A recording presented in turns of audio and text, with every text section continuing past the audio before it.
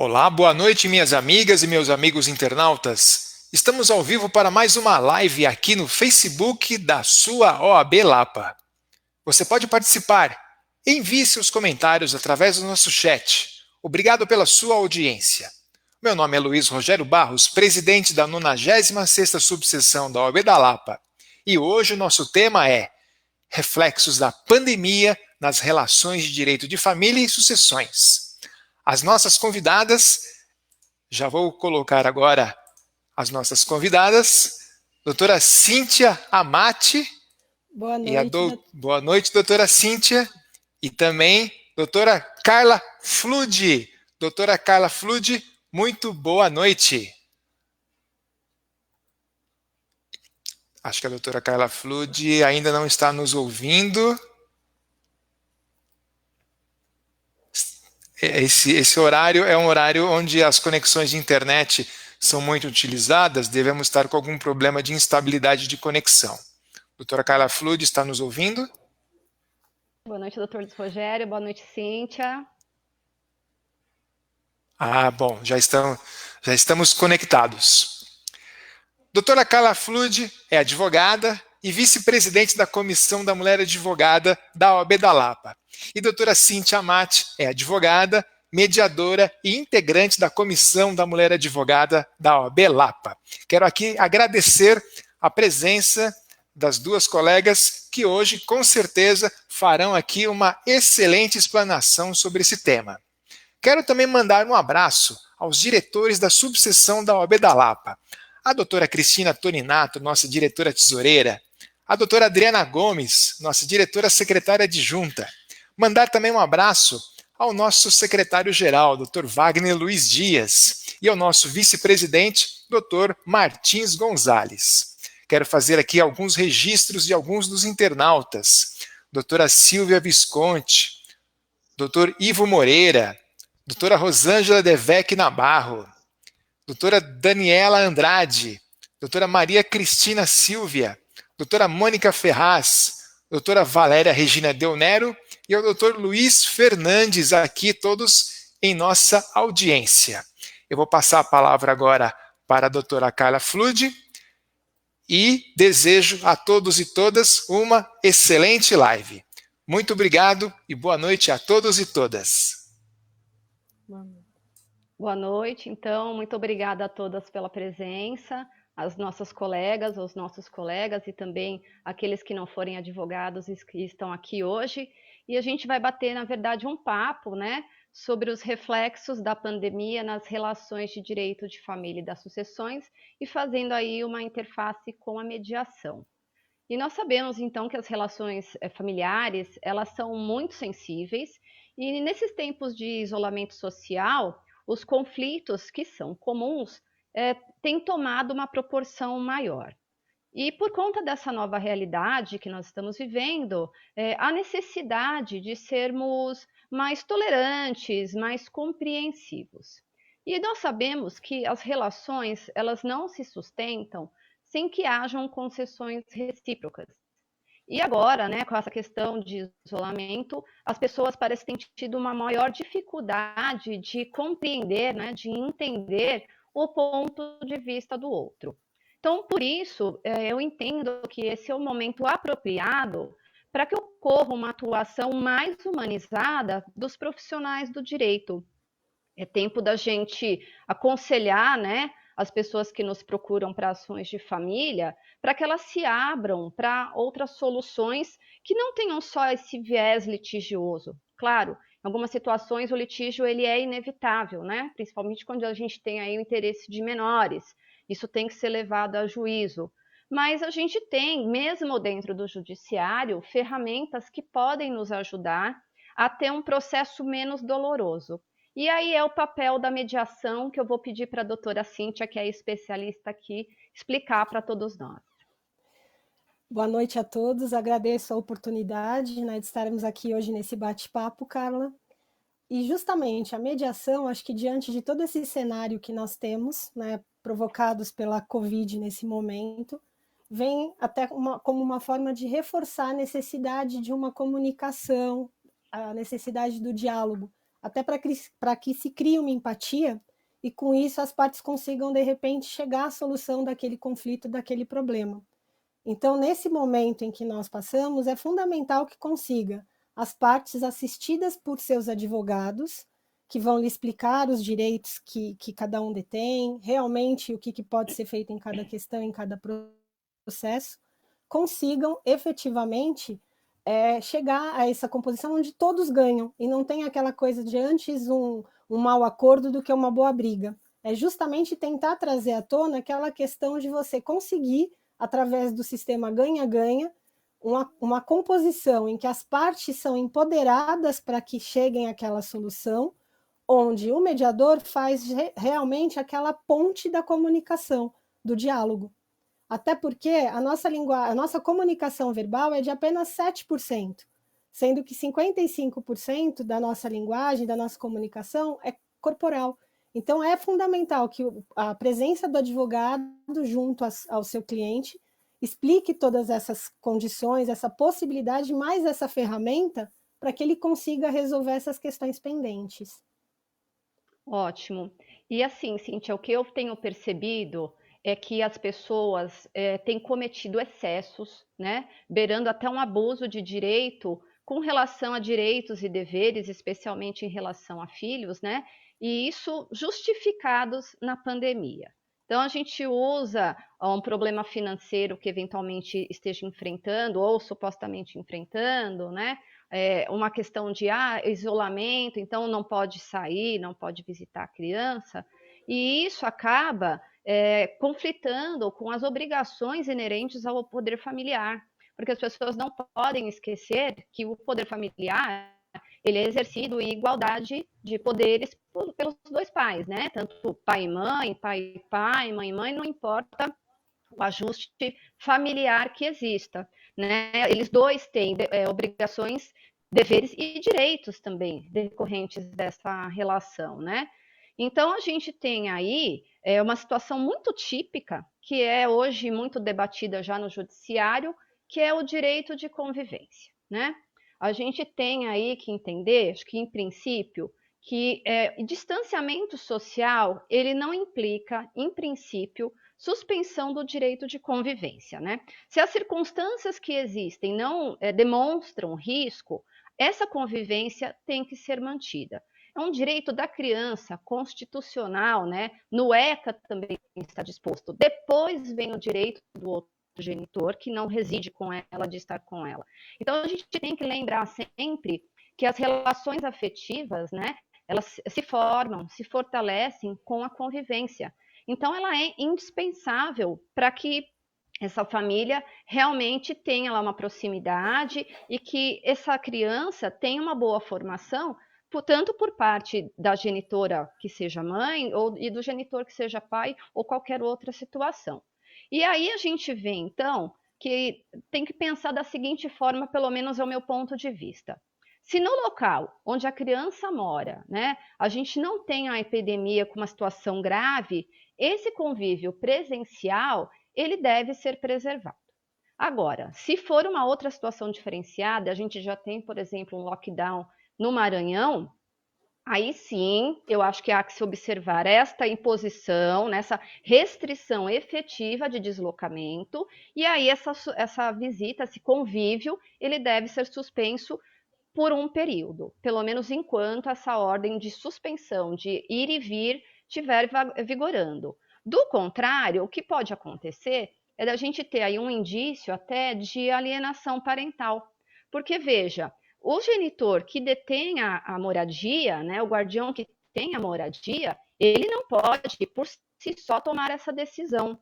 Isso infringe, muitas vezes, uma decisão judicial que ele está obrigado a cumprir, né?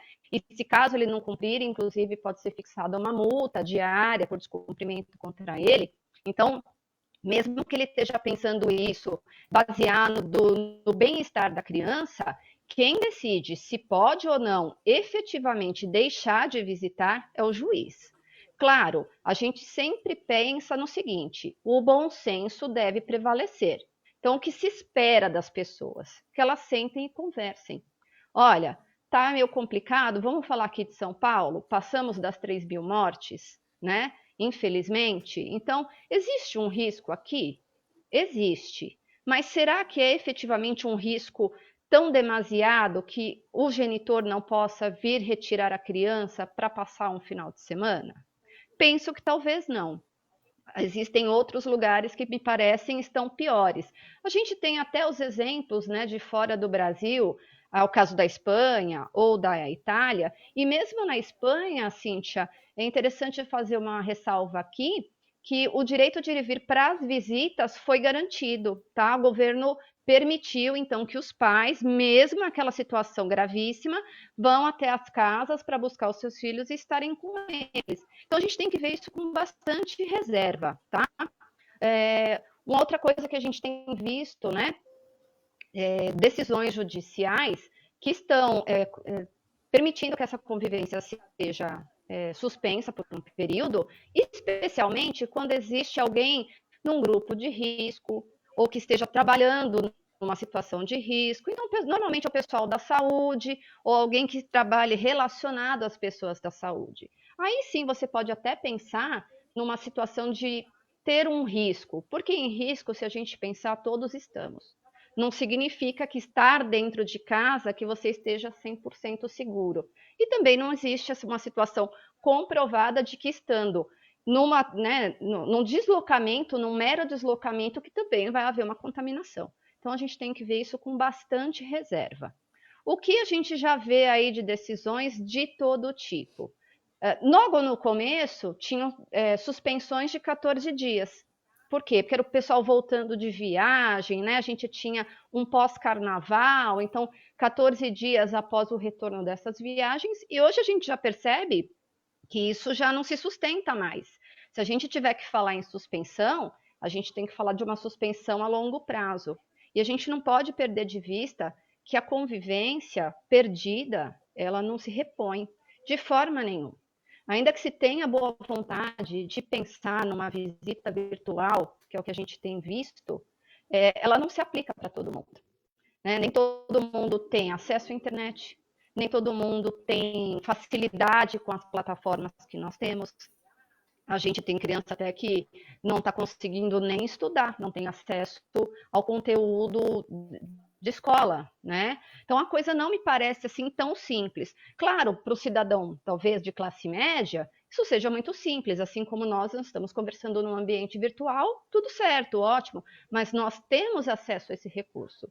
E para essas pessoas que vivem em comunidade, né? Que a situação de vida já é muito complicada. Eu vou tirar, então, dessa criança, desse genitor, até de um avô, né? Que também nós temos o direito de visita dos avós, tem avós até que são detentores de guarda. Então, Sim. A gente tem que analisar a coisa com muito cuidado para não ter situações diversas e que prejudiquem as pessoas ao invés de ajudá-las. Eu entendo sim que saúde é prioridade, mas convívio também é. Então, tem que ser visto com cuidado. Visita virtual, por exemplo, para criança de 1 ano, não é visita, gente, não é convivência. A criança não sabe o que está acontecendo, né? O pai vai ficar olhando ali para ela no colo da mãe por quanto tempo, ou ela presa num bercinho. Isso não tem cabimento, isso pode suprir uma saudade, mas não substitui convivência. E eu penso que nesse tipo de situação, se isso for determinado, tem que haver uma compensação de tempo posterior, tá? Eu queria comentar também com você um caso em que foi aqui de Jacareí, de São Paulo, em que tem aí uma disputa, a criança tem 3 anos, para você ter uma ideia, o juiz condicionou, né, que o pai fizesse contato virtual, mas a mãe está em local incerto e não sabido, não atende telefone. E mais, o juiz falou, olha, se você não concordar com essa visita virtual, você tem que especificar de que forma você vai resguardar a criança de eventual contaminação. E aí eu te pergunto, Cíntia, se nem a comunidade médica e científica sabe como a gente vai se preservar, como é que o genitor pode cumprir essa determinação? Me parece que está se exigindo das pessoas aquilo que é impossível de se fazer. Né? É uma prova até diabólica. Como é que eu imponho para um pai que, olha, E aí, você só vai ver se você realmente me garantir isso. A gente não tem garantia nenhuma. E eu penso que aí, então, se esse processo fosse levado para a mediação, que a gente poderia ter um resultado muito melhor do que esse tipo de decisão unilateral de um juiz que talvez nem tenha apreciado o caso concreto de forma adequada. Então, Carla, eu acho importante a mediação primeiro, porque você trata de vínculos duradouros. São aqueles vínculos que vêm carregados com afeto, raiva, às vezes naquela relação teve alguma traição, então tem sofrimento, tem uma porção de questões que você trata na mediação. Não é terapia, não é a parte psicológica, nada disso, porque aí realmente você precisaria procurar um profissional habilitado para isso. Mas você tem ferramentas que te garantem as formas de pergunta, da forma como perguntar para a parte, faz com que elas tenham uma reflexão sobre determinada situação. Nesse momento, sem dúvida nenhuma, é importantíssimo que as partes tenham bom senso. E, ao mesmo tempo, que você se analise caso a caso. Então, a primeira coisa que você teria que fazer, valorizar a participação. Olha, do mesmo jeito que a senhora tem a guarda, e se fosse o contrário? Como que a senhora, qual seria a sua sugestão? Entendeu? Trazer a pessoa para se colocar no lugar do outro, porque com isso, além de você fazer com que a pessoa reflita, tenha essa reflexão, você também começa a pontuar outras situações, porque às vezes ela só está enxergando um determinado ponto. E aí a ideia é justamente que ela veja que tem outras alternativas, mas por ela, não por uma imposição do mediador, não por uma imposição da outra parte, que ela reflita sobre isso. Então é importante até para que evite um maior desgaste entre a família e principalmente a criança, porque aí começa a ver o pai e a mãe discutindo, brigas constantes. Quando a criança, você fala assim de uma criança, dificilmente ela vai entender, se ela tiver 2, 3 anos, o divórcio, a separação dos pais ou a dissolução do vínculo. Mas quando você fala de um adolescente, eu já tive vários clientes que eu atendi como advogada e dei assessoria, em que quando eu ia conversar com a filha adolescente, ela achava que a culpa do divórcio dos pais era dela.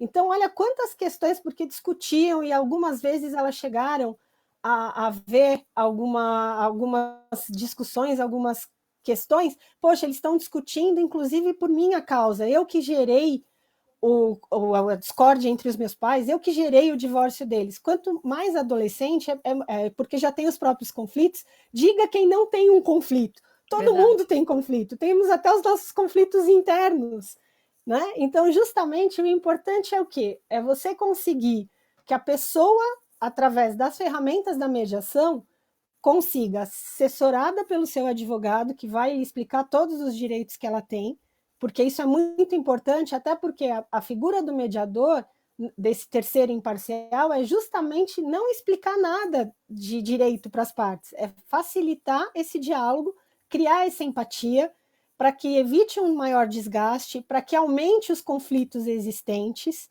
e que você consiga resolver gradualmente cada um desses impasses que as partes estão passando, e que elas consigam, juntas, acharem uma solução que melhor caiba cada uma, porque é realmente aquele sistema do ganha-ganha. E eu percebo muito, em algumas sessões, por atuar em alguns sejusques, que a criança acaba virando até moeda de troca. Olha, eu vou deixar você visitar se você fizer isso, eu vou fazer aquilo, porque através da criança você acaba atingindo a parte contrária, o que é muito triste, porque a criança fica naquele meio, naquela discussão dos pais, ao invés deles se preocuparem com ela, porque até costumo falar, você tem realmente ex-marido, ex-mulher, mas ex-pai, ex-filho não existe, você vai ser pai para sempre, seu filho vai estar ali para sempre, então é muito complicado isso, você está lidando com sentimento, não tem um controle remoto, alguma coisa que você dá uma pausa, vou pausar agora porque eu não quero esse problema. Não, são coisas do cotidiano que você precisa, por isso é importante o diálogo, por isso é importante essa comunicação, para que as partes consigam essa autocomposição, consigam de uma forma mais célere resolver essas questões. Isso que você me explicou com relação à mãe estar cada hora num lugar, não atender telefone, é um caso para tentar se mediar, porque vamos pensar, e se fosse o contrário, como essa mãe estaria se sentindo?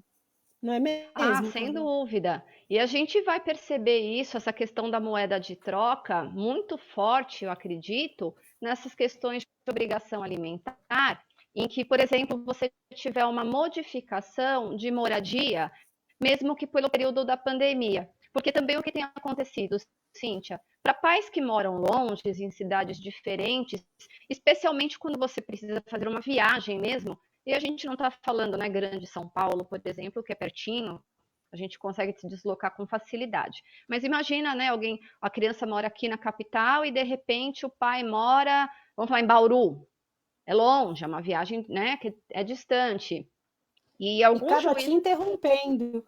Tem vezes que o pai mora em Bauru e ele não tem dinheiro para vir a cada 15 dias ver o filho. A gente tem essa realidade também. Sim. Você não tem essa realidade de, olha, mudou. Então precisa efetivamente ter esse acordo, mesmo que a relação entre o pai e a mãe, né, entre a família, vamos dizer assim, não esteja mais boa, pelo menos tratar das questões da criança é fundamental nesse momento. Não, sem dúvida. E até eu ia ponderar em cima disso, porque você imagina, se o juiz fixa, então, né, um período de convivência, justamente para evitar o deslocamento, porque normalmente é em cima disso que as mães vão, né? Ah, o deslocamento. As mães, me desculpem, eu não vou fazer esse comentário que parece que todas as mulheres é que são cruéis. Vou falar o genitor que detém a moradia, que eu acho que é mais honesto e mais justo para todos.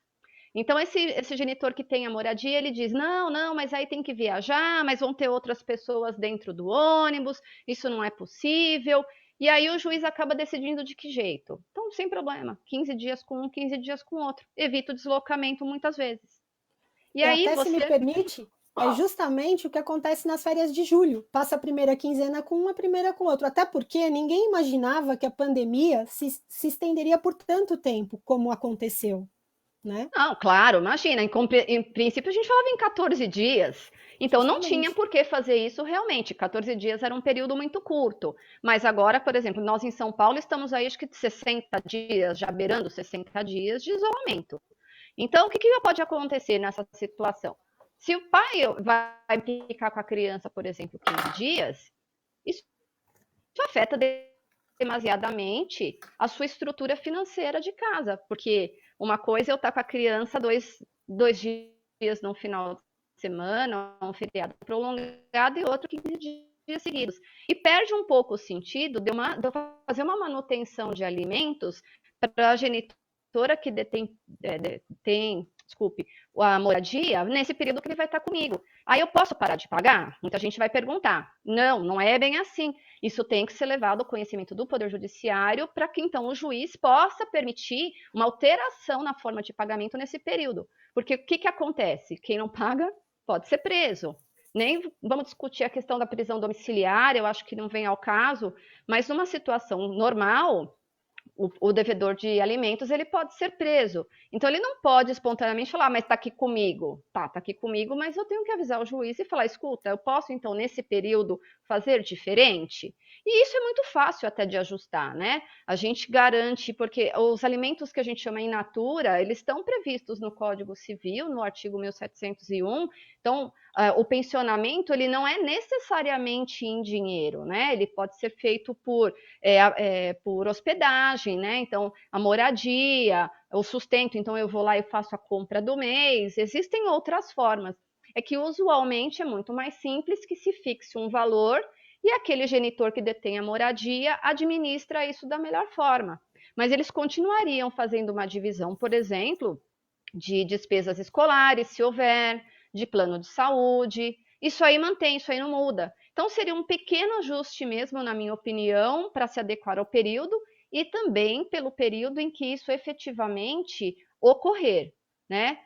Me parece aqui em São Paulo, dá para sair, que vamos estender aí o nosso isolamento, acho que até o dia 25 de maio, né?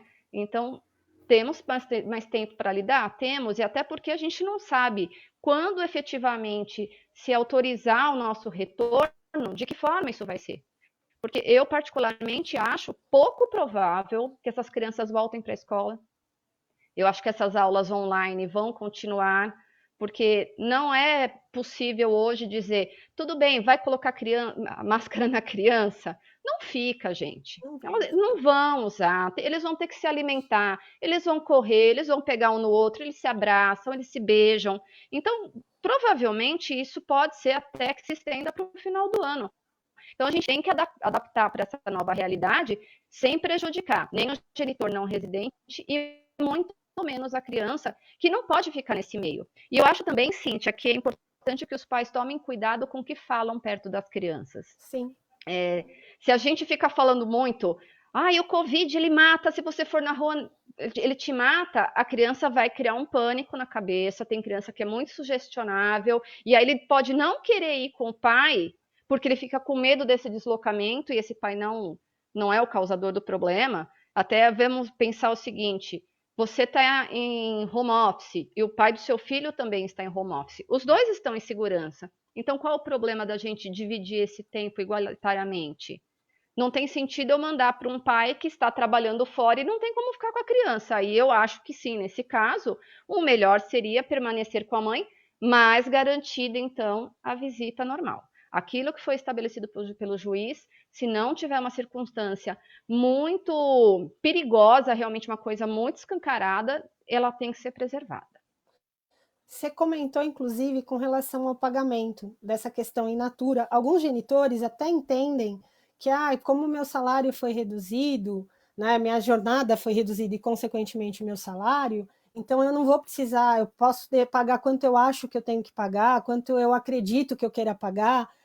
E isso, além de termos essa situação do pai que está passando 15 dias com o filho e a mãe com os outros 15 dias, você ter realmente uma redução daquele alimento in natura, que não afeta o convênio, que não afeta a escola, a mensalidade, apesar de algumas escolas terem sido conscienciosas e reduzido a mensalidade em até 30%, mas muitas mantiveram a mensalidade no mesmo valor. Inclusive, minhas sobrinhas estudam em colégio particular e mantiveram a mensalidade integral, tendo aulas online.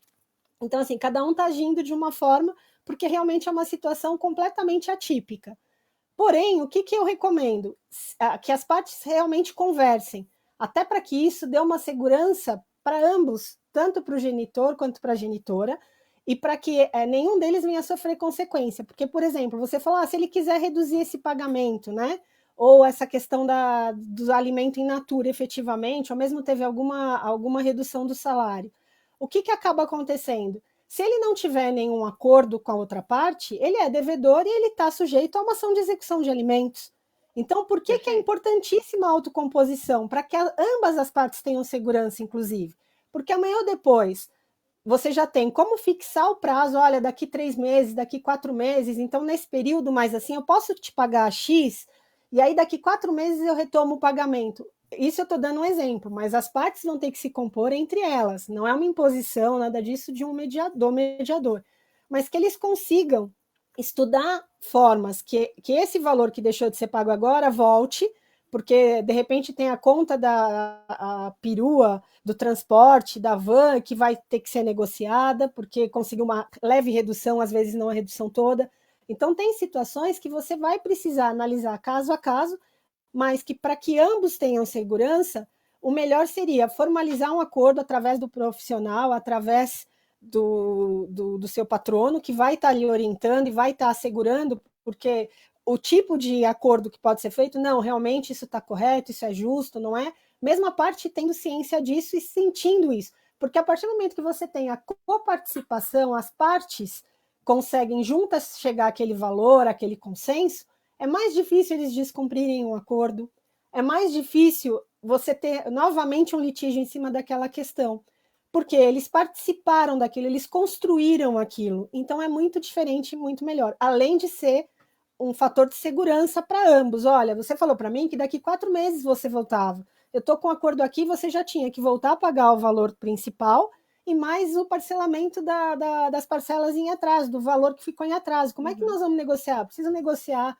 com o transporte, eu preciso negociar com o livro, eu preciso negociar o material, então tudo isso é muito importante também, para que tenha, inclusive, essa segurança para as partes. Né? Aí a importância da clareza entre as pessoas, né, Cíntia? Porque, veja, a pessoa vai dizer assim, o meu salário reduziu. Ela fala, tá bom, cadê o seu olerite? Não mostro. Não é assim. Olha, eu não estou conseguindo pagar as minhas contas. Tá, deixa eu ver aqui. Deixa eu também te mostrar as minhas contas para você também entender a minha situação. Porque assim como o pai também tem a redução lá dos seus proventos, a mãe provavelmente também tem. Então, a gente tem que tomar cuidado, porque às vezes eu tenho escutado muito isso em relação ao auxílio emergencial, da pessoa falar assim, mas a mãe solo ganha 1.200 e eu que sou pai de família ganho 600. Não é bem assim a análise das coisas, né? A gente tem que ver em que condição isso foi proposto, por que é pago desse jeito, mas o que as pessoas têm que ter em mente é, não reduz da própria cabeça, né? E também não cobra aquilo que vem da própria cabeça. O bom senso, ele tem que imperar de qualquer forma nesse momento, tá? Sim. Já teria que ser assim antes, mas eu acho que assim, num período pandêmico em que você tem menos restrição de ir e vir, né? Que as pessoas têm trabalhado menos. Então, vamos rever as nossas contas, ver o que realmente é essencial, porque as pessoas também se escondem atrás do padrão de vida, que não é isso, né? As pessoas acham que padrão de vida é ir para Disney. Não é isso. Padrão de vida é você ter uma casa, você ter energia elétrica, saneamento básico. É pouco diferente, né? Se criou aí uma ideia errônea para grandes pensionamentos e isso foi passado aí para a vala comum de certa forma, e isso não se aplica. Então, penso eu que a mediação também nesse ponto, ela é muito importante, ela vai facilitar muito a vida dos advogados, porque não são poucas as vezes em que a gente fala para o cliente assim, olha, pense em fazer um acordo, pronto. Aí a pessoa já fala, você está do lado de quem? Dele? Da outra pessoa? Você tinha que estar me defendendo. E eu falo, não é bem isso, pessoa. E aí, quando a gente leva isso para o judiciário, que chega na mediação, ela vê de um outro jeito, porque o mediador fala a mesma coisa que você falou, ele fala, você tinha razão, ela está falando isso. E aí, né, Cintia, até acho que era legal você fazer uma explicação aqui para o pessoal, que nem todo mundo atua nessa área, de qual a diferença quando a gente tem uma mediação e uma conciliação, especialmente em Sejusc, porque a gente normalmente recebe intimação para conciliação, e pode acontecer outra coisa lá na hora, né? Então, é porque o que acontece? Geralmente, você só vai perceber efetivamente se é uma conciliação ou uma mediação na hora que chega o caso para você analisar. Particularmente, eu não gosto de ver o processo antes de atender as partes, quando eu estou no Sejusc. Então, até para que eu já não tenha nenhuma informação e para que eu possa fazer de uma forma mais efetiva ainda a escuta ativa. Porque tem situações, Carla, que as pessoas chegam lá e às vezes elas só querem um pedido de desculpa. Às vezes elas querem que o outro vire e fale, poxa, você foi uma boa mãe, isso eu não tenho o que reclamar, você sempre foi uma excelente mãe. Então são sentimentos que as pessoas têm e que são muito interessantes assim na hora que você vai começar. Por exemplo, uma conciliação, em via de regra, vocês verifiquem doutrina, olha, seria algo que não tem uma relação duradoura, seria alguma questão pontual. Mas vamos lá, vamos imaginar que seja um acidente de veículo, uma batida de carro, não seja nenhuma questão de família. Uhum. Você vai chegar e falar, olha, bateu o carro, estão aqui os 3 orçamentos, por favor, efetue o pagamento do menor, tenta entrar em contato, já num acordo ali para como que vai parcelar e tudo mais. Só que, de repente, esse carro era aquele que foi do pai, do avô, do bisavô, ele tem uma relação de afeto tão grande com aquele bem que ultrapassa um pouco a questão de não ser duradouro e nem prolongado. Então, você tem que analisar caso a caso. Geralmente, as ações familiares, as mediações familiares, quando chegam no Sejusc, todas elas envolvem emoção ou alguma traição, ou vem com raiva, porque de repente a pessoa que pediu o divórcio, a outra parte ainda não aceitou, não era aquilo que ela queria, entendeu? Então tem algumas coisas assim que você vai percebendo que é fundamental que tenha essa questão vamos falar assim, do diálogo, que tem essa questão da participação, para que justamente eles possam entender, para que eles possam ver através das ferramentas como é fácil a autocomposição. Separa a pessoa do problema, separa a pessoa do conflito. Utiliza-se muito as ferramentas de Harvard, inclusive tem o livro Como Chegar ao Sim, do Uri, do Fisher, que você consegue, através dele, os métodos de negociação, de conciliação de Harvard, e eles são excelentes para que você trabalhe essas ferramentas com as partes. Você consegue focar em interesse, não na posição, você consegue separar o problema da pessoa, que é fundamental, porque a pessoa começa a entender que o problema não é, nossa, está acontecendo isso, poxa, eu só estava focada naquilo. Então, tenta ver fora um pouquinho, não se prende só ali, senão você não vai conseguir ver outras ideias, você não vai ter outras alternativas, só focadas naquilo. Então, por isso, eu acho fundamental que tenha efetivamente essa conversa, que se utilize dessa ferramenta e desse instrumento, porque muitas pessoas, por falta de conhecimento, deixam de utilizar. Eu uso isso com os meus clientes, é muito mais célere, é muito mais barato, sabe assim? E um vai indicando para o outro, nossa, resolveu muito rápido, foi ótimo. E o feedback que eu tenho é muito bacana, porque teve situações do casal entrar de braço cruzado, um virado de costas para o outro, e saírem de lá da sala trocando telefone para tratar das questões pontuais da criança, porque até então eles nem se falavam.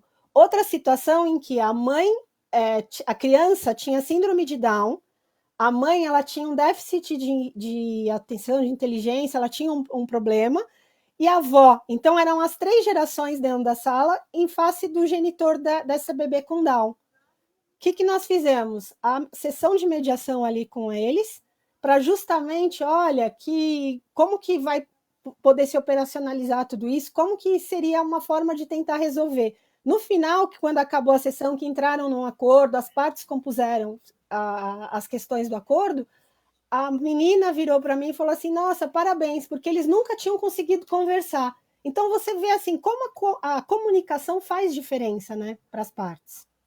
Com certeza. Eu só queria pedir desculpas para vocês, para fazer alguns comentários nesse momento aqui, para falar um pouco dos nossos internautas.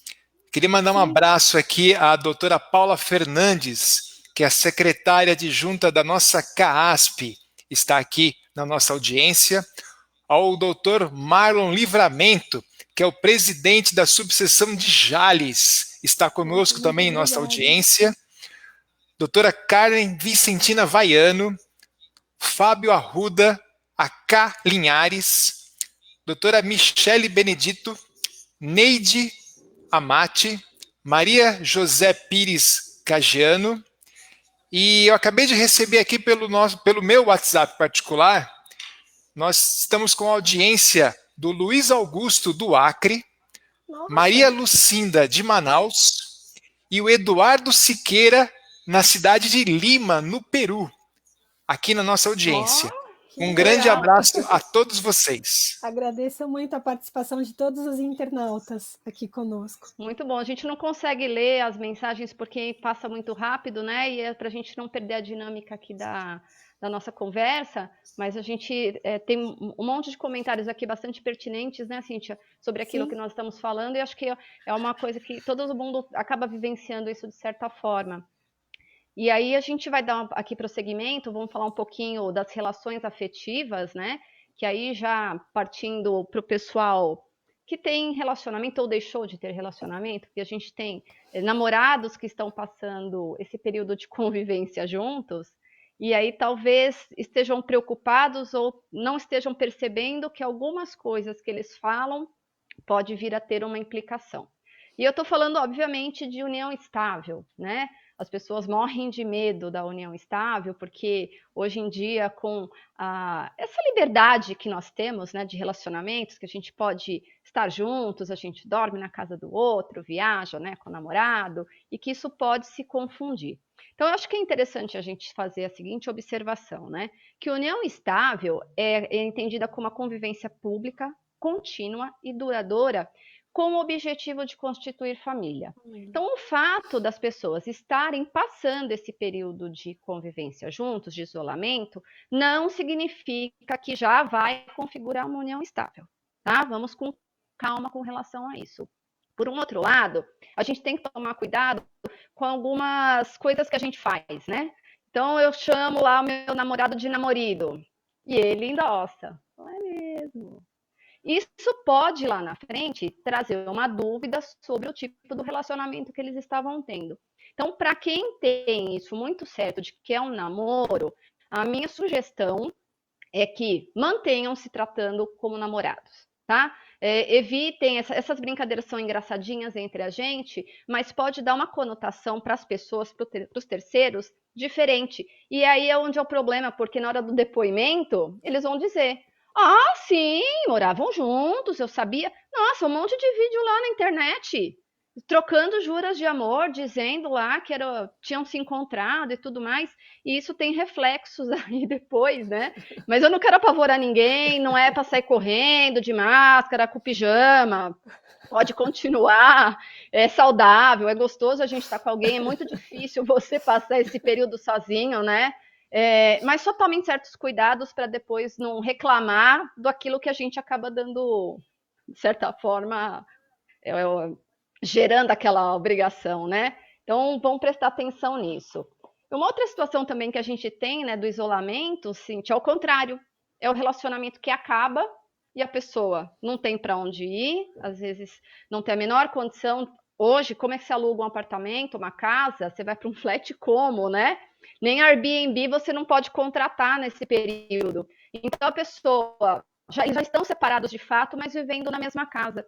E a gente sabe que a separação de fato, ela é uma data importante para as questões patrimoniais, né? Sim. Dos direitos, né, entre o casal.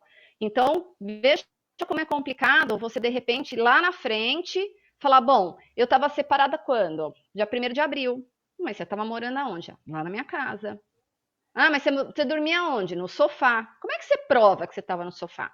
Você vai botar seu filho para falar, estava lá no sofá mesmo, ou estava folgadão lá no quarto. É muito complicado, né? Então, o direito vai ter que lidar também com essas situações, mas posteriormente, muito provavelmente, porque agora as pessoas vão pedir uma. A gente nem faz mais separação de corpos, isso já caiu em desuso, né?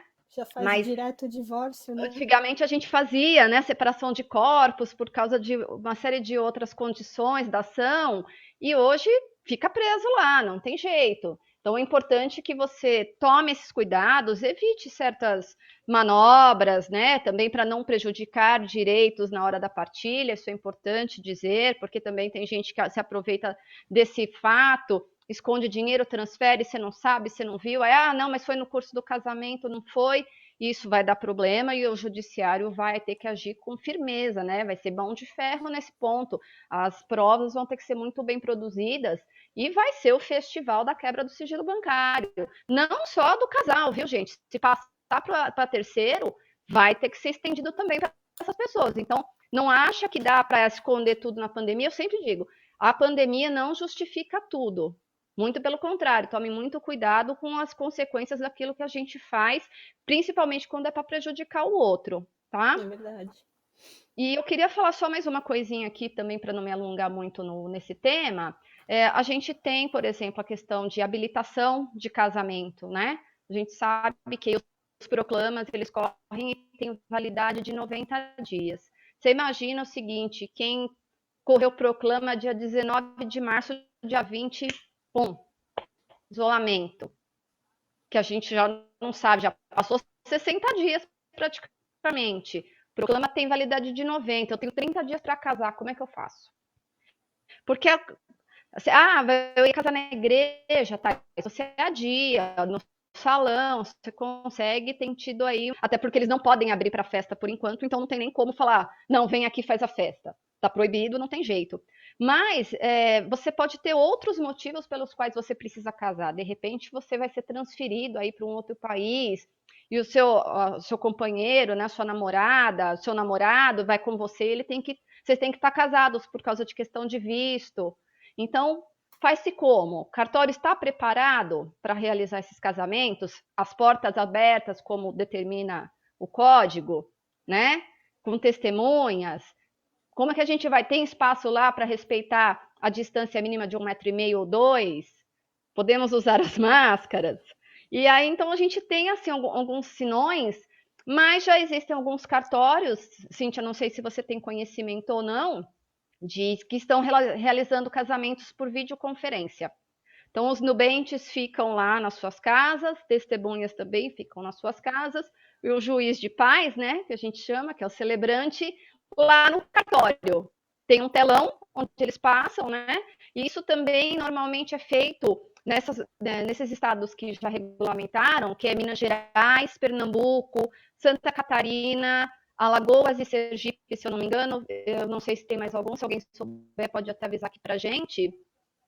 E eles, então, usam uma plataforma, mais ou menos do mesmo estilo que a gente tem para as audiências, né? Tem uma plataforma própria, e aí é feito tudo por lá, documentação, e isso fica registrado lá. Então, você vê, já existe uma modernização das coisas em função da pandemia, facilitando a vida das pessoas. Então, também nem tudo é ruim, nem tudo está perdido, né? A gente tem aí uma condição de repente, ajudar as pessoas de outra forma, e já temos, então, alguns estados trabalhando bem disso. O que você acha? Não, eu acho interessante isso, porque realmente tem se utilizado, inclusive o próprio judiciário já vem implementando algumas plataformas, vai ser utilizado, inclusive tem uma plataforma até de utilização para as audiências que vão passar a ser virtuais. A semana passada eu tive uma reunião com alguns conciliadores e também com mediadores, explicando justamente sobre isso, como que iria mudar essa dinâmica, de conseguir fazer até sessões de mediação virtuais. Então, como que isso seria, né, como que isso se daria na prática? Porque agora é o momento que está todo mundo aprendendo junto, são coisas novas. Do mesmo jeito, quando vieram os processos digitais, todo mundo ficou, nossa, como vai ser? Que, né, será que a gente vai dar conta? No final, hoje, eu acho que a maior parte já se adaptou muito bem a isso e facilitem muito a vida do advogado, sem ter que ficar toda hora se deslocando ao fórum para conseguir ter acesso a documentos que foram juntados ao processo. Então, acredito que seja uma dos caminhos, não só para os cartórios, mas também para o judiciário. Inclusive, se não me engano, em Barueri já fizeram isso. Em Marília também tivemos algumas vídeo audiências que foram muito produtivas, né? Ótimo. E nós vamos ter que nos adaptar, né? Não vai ter muito jeito. Não A tem gente já jeito. está batendo a porta, as audiências de conciliação que vão passar a ser feitas, se eu não me engano, a partir do dia 18 de maio, né? Sim. Então vamos nos preparar, né? Nós que somos profissionais do direito, até para a gente poder saber dar suporte para o nosso cliente, porque ele vai ligar desesperado para a gente e falar, doutor, faço como? Né? Onde que eu entro? Então, para a gente poder aí fazer isso bem direitinho, para não ter nenhum prejuízo para o jurisdicionado e nem muito menos na nossa atuação, né? Que acho que é o mais importante. E eu queria falar também, Cíntia, aqui para um esclarecimento para o pessoal, se falou muito, né, em relação ao PL 1179, que está com a sua tramitação parada, né, com relação aos prazos de propositura dos inventários, né, por causa da multa do ITCMD que nós temos aqui no estado de São Paulo, é uma multa alta, são 10% sobre o valor do imposto devido. E a gente tem que pensar o seguinte, não tem problema, né? As pessoas andam meio preocupadas, como eu levanto o documento, como eu não faço? É bem simples, tá, gente? Os cartórios, eles têm as plataformas virtuais de solicitação de certidões, a certidão de negativa de testamento já tem faz muitos anos, né? Ela é eletrônica, as matrículas de imóveis, tudo isso você consegue eletrônico, não há problema. Se você tiver algum cartório que, por exemplo, não encaminhe pelo correio, que é pouco provável, muitos fazem esse serviço, você paga a parte, então você tira uma outra certidão, junta no processo, pede prazo para o juiz para substituir, é bem tranquilo. E assim, claro, a gente tem um jeitinho. A gente pode dar entrada num processo de inventário, faz como se fosse litigioso mesmo, daí você pede para intimar os outros herdeiros, com isso você ganha um pouquinho de tempo para conseguir reunir a sua documentação. Mas você, de forma nenhuma, perde esse prazo de 60 dias. Então, a gente não precisa de uma regulamentação necessariamente para resolver esse entrave, pelo menos essa é a minha opinião, tá? Dá para a gente fazer. Pagamento de imposto aqui em São Paulo, ele se dá 30 dias após a homologação do cálculo, ou em até 180 dias da data do falecimento. É um prazo razoável aí para as pessoas verificarem as suas condições financeiras, às vezes precisam até do dinheiro do próprio espólio para fazer esse pagamento, não há problema também, pode ser pedido um alvará, os juízes costumam autorizar para fazer pagamento de imposto especificamente, né? Você faz lá o levantamento, apresenta a guia, o juiz pode antecipar esse dinheiro e você depois comprova. Então, as coisas podem ser feitas tranquilamente, independente da nossa falta de deslocamento, tá? O fato da gente estar em casa não nos impede de dar seguimento na nossa atividade jurisdicional. E também eu vou trazer aqui para vocês, mas assim, só a título de curiosidade, que a gente tem aqui em São Paulo uma notícia, né, da tramitação do PL 250 de 2020, que vai dar uma turbinada no ITCMD. Eu não vou me alongar nisso, que eu sei que a OAB Lapa vai trazer o tema aqui para discussão, mas se está difícil já fazer recolhimento de 4%, você imagina que isso pode chegar a 8%, dependendo da faixa em que o acervo patrimonial do morto chegue. Então, fiquem atentos também para isso. Para quem tiver aí pendência de recolhimento de imposto, talvez seja a hora de fazer isso prontamente para não ter uma situação desagradável lá na frente. Não sei exatamente os termos da lei para dizer para vocês, mas eu acho que é bom a gente ficar atento com relação a isso. Eu vou seguir aqui em frente, porque eu acho que a doutora Cíntia está sem conexão, e assim que ela voltar, eu abro para ela. Tudo bem, doutor Luiz Rogério? Perdemos a conexão com a doutora Cíntia Matti, doutora Carla, mas vamos ver se a gente consegue restabelecer. Tudo bem? Tudo bem, eu posso seguir então, né? Sim, claro. Então, tá bom. Eu queria falar para vocês também um pouquinho sobre a questão de testamento, que no Brasil não é muito usual, né? As pessoas não têm esse hábito, né, esse costume de falar de testamento, de fazer testamento, porque as pessoas têm muito medo da morte, acham que isso é mau agouro, se eu falo disso, parece que eu já vou morrer, e as coisas não são bem assim, né? A nossa cultura tem que mudar, e o testamento, ele é importantíssimo, ele pode evitar tantos problemas na hora do inventário, porque muitas vezes, né, os herdeiros eles se degladiam pela falta de um testamento que poderia ter deixado tudo mais simples. E agora, por que a gente fala de testamento, então? Porque a pandemia traz para a gente uma nova realidade. Tem muita gente aí, literalmente, com medo de morrer de Covid. E aí, então, pensa, como é que eu deixo? O que eu faço? Ah, eu não fiz testamento até hoje, e agora? Bom, nós sabemos que o testamento ele é um ato solene que depende de determinadas formalidades, né? E a inobservância delas podem tirar a validade desse documento. Então, a primeira delas, testemunha. Se for um testamento público, por exemplo, 2 testemunhas, né? Esse testamento ele tem que ser lido e assinado por essas testemunhas também. Elas convalidam aquilo que foi declarado. E no caso do testamento público, eu vou falar desses 2 que são os mais usuais, são 3 testemunhas, a mesma coisa.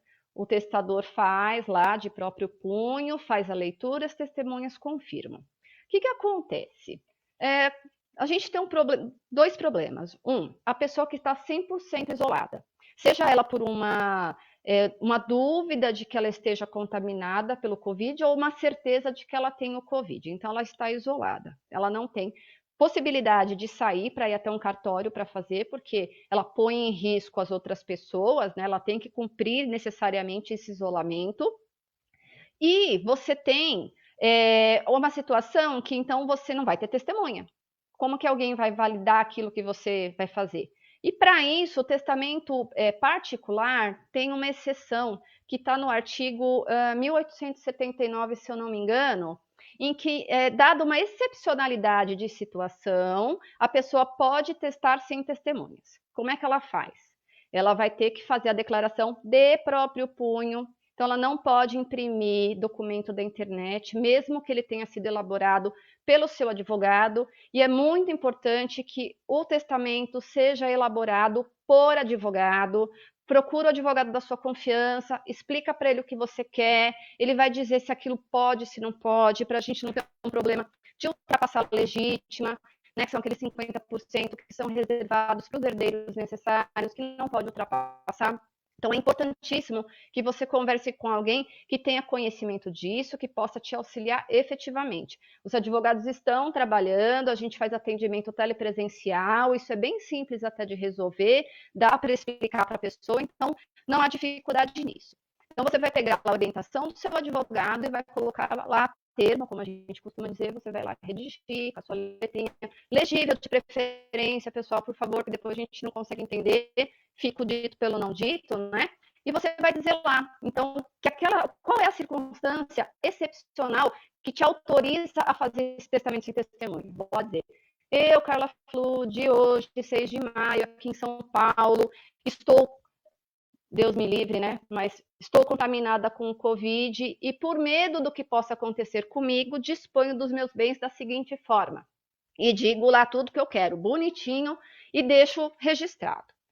Graças a Deus eu não morri. Então, o que acontece? Em 90 dias do fim dessa situação, eu tenho que convalidar isso, tá? Eu tenho que fazer um outro testamento, porque senão ele caduca. Porque o que acontece? Se eu morrer, vão pegar esse testamento, vão levar para o juiz, né? Vai ser feita abertura em juízo, e o juiz pode ou não convalidar aquilo que está lá, tá? Ele não tem obrigação legal de falar, não, tudo bem, foi isso aqui que ela falou mesmo, tá certo, vamos dar cumprimento. Então, toma cuidado. Eu acho que, dada a situação, dado o momento, a gente pode até se aproveitar desse recurso do vídeo para que ele deixe dito, né? Faz um vídeo lá, ele pega o celular dele, olha lá, fala, eu, Carla, nessa data. A mesma coisa, ele fala, eu tenho as minhas faculdades mentais normais, eu tenho condição de testar, eu sei exatamente o que eu estou fazendo, estou confirmando aqui aquilo que eu deixei em testamento assim, assim, assado. Eu acho que essa é uma ferramenta que o judiciário pode vir a passar a ter como uma ajuda, né? Mais um auxílio para convalidar aquilo. Porque normalmente quando a pessoa faz testamento, ela não sai falando o que ela testou. Né? Mesmo que o testamento seja público e que é o mais recomendável, porque aí você tem a situação do tabelião, que ele tem fé pública, então ele vai atestar a sua sanidade, por exemplo, né? Ele vai te fazer uma série de perguntas.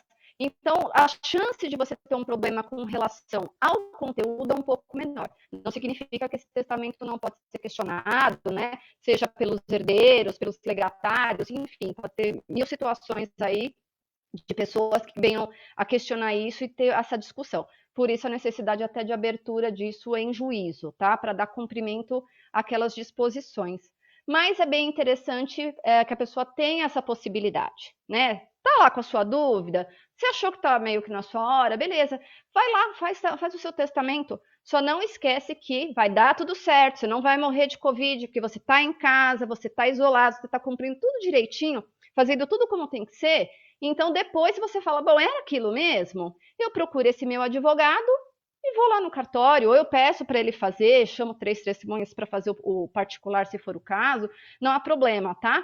Mas é bem importante que a gente tenha atenção para isso e às vezes passa batido. E é bem comum, né? Às vezes a pessoa guarda lá o documento e esquece, nem conta para ninguém que ele fez aquele testamento. Também é importante isso. Não exatamente para o seu herdeiro, tá? Ou para o seu legatário, mas fala para alguém da sua confiança, olha, nesse momento aqui eu estou deixando a minha disposição de última vontade, né? Eu estou bem, eu sei o que estou fazendo, então, por favor, se acontecer alguma coisa comigo, dê uma olhada nisso aqui que eu gostaria que desse cumprimento, tá? Isso é bem importante. E também eu quero falar para vocês de uma outra opção, porque também quando a gente fala em testamento, a gente acha que testamento é só para quem é rico, e não é verdade. Testamento você pode não só dispor de bens, né, mas também de outras situações, e é bom que a gente pense nisso com bastante carinho. Mas para aquelas pessoas que já deixaram em vida tudo resolvido, né? Às vezes a pessoa já falou, quer saber, eu já vou fazer as doações, eu faço a reserva de usufruto aqui para mim, não tem problema, já faço as distribuições, porque eu não quero nem que as pessoas tenham trabalho, apesar de esquecer que a gente às vezes tem que fazer o inventário negativo, né, em algumas situações. Na verdade, o certo seria todos fazerem o inventário negativo, mas nem todo mundo lembra disso. Mas aí, por exemplo, ele tem lá na casa um dinheirinho guardado, que não é significativo. E ele fala, esse dinheirinho aqui, porque ele não confia no banco, né? Então ele guarda lá com ele. Ele fala assim, bom, esse daqui, puxa, eu queria deixar lá para a igreja. Eu vou falar com quem? Ele faz um documentinho de próprio punho, que é chamado codicilo. Aí ele diz lá, estou deixando aqui a quantia de R$1.000 para a igreja, tal, não sei o quê, tá? Os cuidados do pastor, ou do padre, né, ou enfim, de quem seja o líder religioso daquela entidade que ele vai beneficiar. Por exemplo, a questão das roupas, tem gente que é muito apegada a essas coisas, né? Então ele pode dizer, olha, todas as minhas roupas eu quero que doe para a instituição XYZ. E aí a pessoa que, por eventual falecimento, dá o cumprimento. Algumas coisas, né, objetos de valor pessoal, né, não de valor efetivo. Então, eu tenho um relógio que era do meu avô, que ficou para mim, e eu quero deixar esse relógio para o sobrinho XYZ. Também é possível deixar por isso, não precisa fazer um testamento por causa disso. Então, a gente tem essas outras opções também, e que nesse momento aí de isolamento, as pessoas podem pensar a respeito, não há problema nenhum, tá? E a gente tem, então, essas questões. E também o codicilo, que eu acho bem importante deixar registrado aqui, você pode falar a respeito do seu enterro. Como você quer que isso seja feito, né?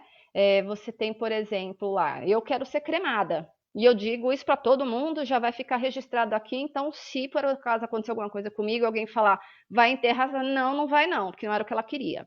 Eu já falei, inclusive, de como eu quero que seja o meu velório, mas eu não vou entrar aqui no detalhe com vocês. Mas são coisas que a gente pode deixar por escrito, e é o codicilo que nos ajuda.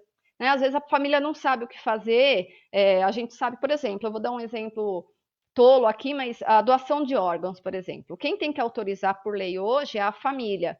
E às vezes a pessoa nunca comentou com ninguém da família a respeito disso. E eu quero ser doadora de órgãos, eu nunca comentei. Eu deixo lá no codicilo. A família, então, pode olhar e falar, poxa vida, ela queria isso, vamos dar cumprimento, vamos fazer essa vontade dela, né? É para isso, então, que serve. Era mais ou menos isso, então, que eu tinha aqui para passar para vocês. Eu não sei se alguém tiver alguma dúvida aí que a gente possa ajudar. No caso, serei eu, né? Porque a Cíntia, a gente perdeu a conexão, né, doutor Luiz Rogério? Doutor Luiz Rogério pode me ajudar também aqui? Perdemos a conexão com a doutora Cíntia e até a minha conexão aqui, doutora Carla, ela também passou por uma instabilidade. Acabou a energia elétrica aqui em casa. Nossa. E retornou. Porque hoje aqui em São Paulo está chovendo, né?